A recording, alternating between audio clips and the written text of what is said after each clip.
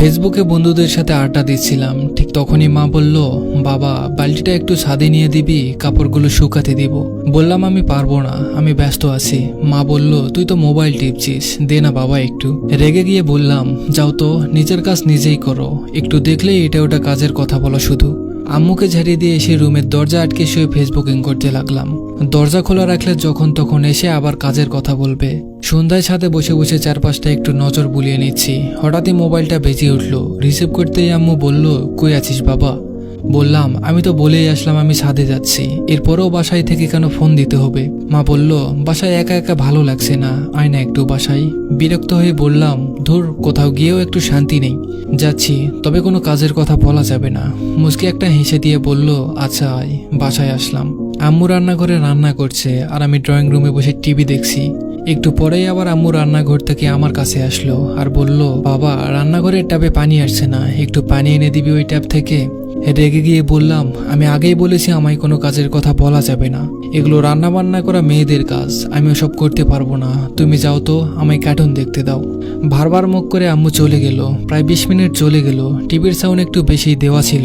হঠাৎই নজর পড়লো ট্যাবের কাছে, বালতিটা পড়ে আছে, চিপচিপে পানিও দেখা যাচ্ছে। এক বালতি পানি নিয়ে আসতে পুরো রুম পানি দিয়ে ভিজিয়ে দিচ্ছ। কথাগুলো বলছে আর রান্নাঘরের দিকে এগিয়ে যাচ্ছি, কিন্তু রান্নাঘরে উকি দিয়ে দেখলাম কেউ নেই। আম্মু আম্মু বলে ডাকলাম, কিন্তু কোথাও কোনো সারা শব্দ নেই।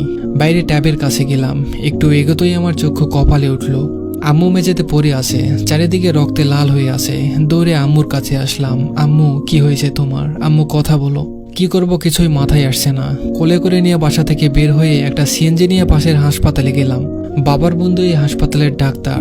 আম্মুকে নিয়ে আসতেই তাকে ওটিতে নেওয়া হলো। নিজের উপর আজ খুব রাগ হচ্ছে। এক বালতি পানি নিয়ে এসে দিলে কেমন ক্ষতি হতো। আম্মুর কিছু হয়ে গেলে নিজেকে কখনোই ক্ষমা করতে পারবো না।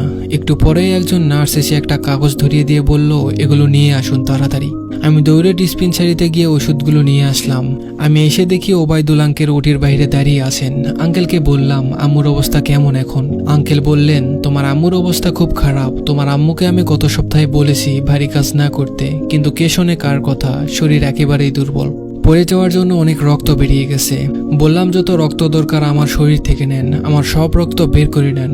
আঙ্কেল বলল, আমাদের ব্যাংকে কিছু রক্ত ছিল, সেগুলো দিয়েছি, কিন্তু শরীর রক্ত নিচ্ছে না। তুমি নিয়ে আসতে অনেক দেরি করে ফেলেছ। কষ্ট হলেও বলতে হচ্ছে, এখন সবকিছু উপরওয়ালার হাতে, আমাদের করার কিছুই নেই। তবুও ডাক্তাররা শেষ চেষ্টা করছে। চোখের পানি মুছতে মুছতে বললাম, প্লিজ আঙ্কেল, এমন বলবেন না, আমার আম্মুকে বাঁচিয়ে দেন। আমার কথা শেষ না হতেই সাদা কাপড়ে মুড়িয়ে একটা নিতর দেহ নিয়ে নার্স বেরিয়ে আসলো। একজন ডাক্তার এসে আমার কাঁধে হাত রেখে বলল, তুমি নিয়ে আসতে অনেকটা দেরি করেছো, নয়তো তাকে বাঁচানো যেত। আমার পুরো পৃথিবীটা আজ থমকে গেছে। যাকে আমি এত অবহেলা করতাম, আজ তার নিতর দেহ আমার শরীরের সমস্ত শক্তি কেড়ে নিয়েছে। দু চোখ দিয়ে অঝরে পানি পড়ছে। কাপা কাপা হাতে মুখ থেকে কাপড় সরালাম। কোনোদিন ভালো করে এই মায়া মুখটা দেখা হয়নি। পৃথিবীর সমস্ত মায়া যেন এই মুখে।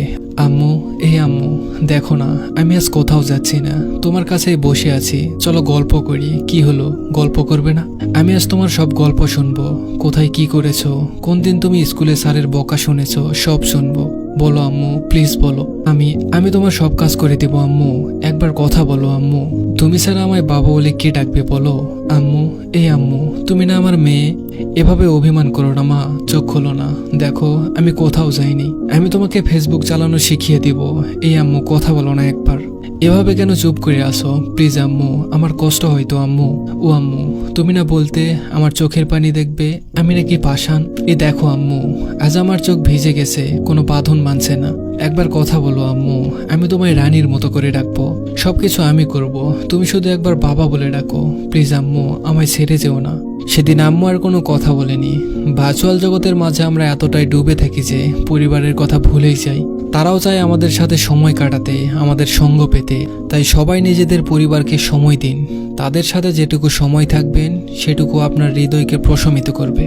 মনে রাখবেন, পরিবারের এক একটা সদস্য একবার হারিয়ে গেলে পৃথিবীর কোনো কিছুর বিনিময়ে আর ফিরে পাবেন না। ধন্যবাদ সবাইকে।